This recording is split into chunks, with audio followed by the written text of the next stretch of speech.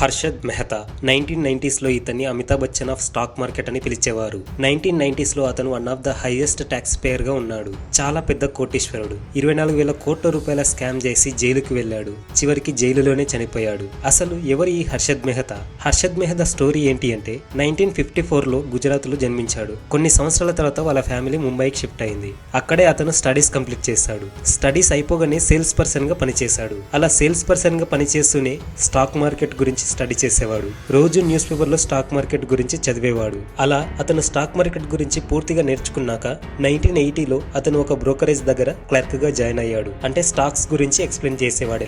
అలా జాబ్ చేస్తూనే కొన్ని సంవత్సరాల తర్వాత అతను కూడా స్టాక్స్ లో ఇన్వెస్ట్ చేయడం స్టార్ట్ చేశాడు. అతనికి స్టాక్ మార్కెట్ పై చాలా నాలెడ్జ్ ఉండే కాబట్టి ఇన్వెస్ట్ చేసిన ప్రతి దాంట్లో మంచి లాభాలు సంపాదించేవాడు. అతని ఫ్రెండ్స్ కి కూడా ఈ స్టాక్ మార్కెట్ లో ఇన్వెస్ట్ చేస్తే బాగుంటుంది చూడండి అని ఎక్స్ప్లెయిన్ చేసేవాడు. అలా అతనితో పాటు వాళ్ళ ఫ్రెండ్స్ కూడా మంచిగా సంపాదించారు. ఈ హర్షద్ మెహతా స్టాక్ మార్కెట్ లో ఇన్వెస్ట్ చేసి చాలానే సంపాదించాడు.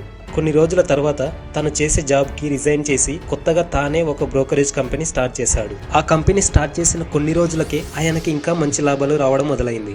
ఇలా కొన్ని కోట్లు సంపాదించాడు. డబ్బు సంపాదించే కొద్దీ ఆయనకు డబ్బుపై ప్రేమ, ఆశ ఇంకా చాలా ఎక్కువైంది.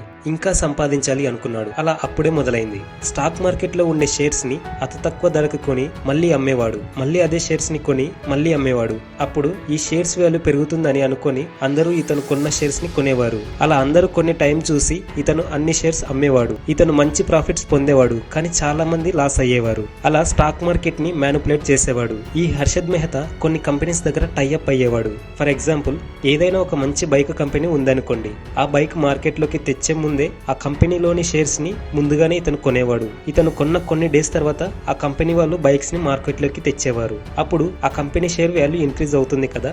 ఆ కంపెనీ షేర్ పెరిగే టైంలో హర్షద్ మెహతా తన దగ్గర ఉన్న షేర్స్ అన్ని అమ్మేవాడు. అలా మార్కెట్ లోకి వచ్చే ప్రతి ప్రొడక్ట్ గురించి కంపెనీ ఓనర్స్ కి కొంత లంచం ఇచ్చి మీ కంపెనీ నుంచి మార్కెట్ లోకి వచ్చే ప్రతి న్యూస్ ముందుగా మాకే తెలియాలి అని చెప్పేవాడు. అలా ఆ కంపెనీస్ నుంచి ఇన్ఫర్మేషన్ ముందుగానే తెలుసుకుని స్టాక్ మార్కెట్ లో ఇన్వెస్ట్ చేసేవాడు. అలా చేసి కొన్ని వేల కోట్లు సంపాదించాడు. ఇలా చేయాలంటే చాలా డబ్బు అవసరం ఉంటుండే.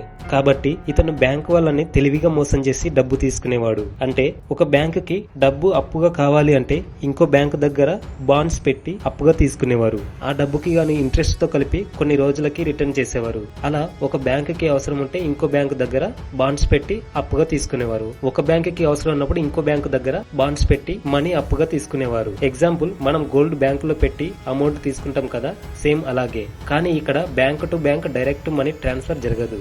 ఈ డీలింగ్ మొత్తం ఒక బ్రోకర్ నడిపించేవాడు. ఆ బ్రోకరే ఈ హర్షద్ మెహతా.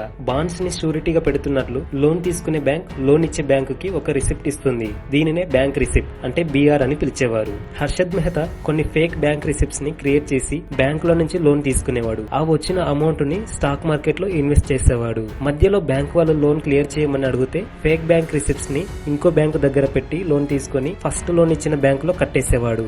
అంటే ఒకటితో తీసుకున్న అప్పు తీర్చడానికి ఇంకొకటితో అప్పు చేయడం. ఇలా రొటేషన్ చేసి స్టాక్ మార్కెట్ లో ఇన్వెస్ట్ చేసి మంచి ప్రాఫిట్స్ వచ్చాక రెండు బ్యాంకులలో లోన్ క్లియర్ చేసేవాడు. సుచిత్ర దలాల్ అనే జర్నలిస్ట్ ఇతను చేసే స్కామ్ ని కనిపెట్టి న్యూస్ పబ్లిష్ చేసింది. దాంతో ఇన్వెస్టర్స్ అందరూ భయపడి షేర్స్ ని అమ్మడం మొదలు పెట్టారు. దీంతో సడన్ గా ఎప్పుడు లేని విధంగా స్టాక్ మార్కెట్ కుప్పకూలిపోయింది. ఇతను చేసిన స్కామ్ బయటపడడంతో పోలీసులు అరెస్టు చేశారు. ఇలా 24,000 కోట్ల రూపాయల స్కామ్ ఇతను చేశాడు. చివరికి 2001 డిసెంబర్ 31న అతను చనిపోయాడు. మనిషికి ఆశ ఉండాలి, కానీ అత్యాశ ఉండొద్దు. అలా అత్యాశ ఎక్కువగా ఉంటే చివరికి ఏం మిగలదు అని హర్షద్ మెహతా నిరూపించాడు.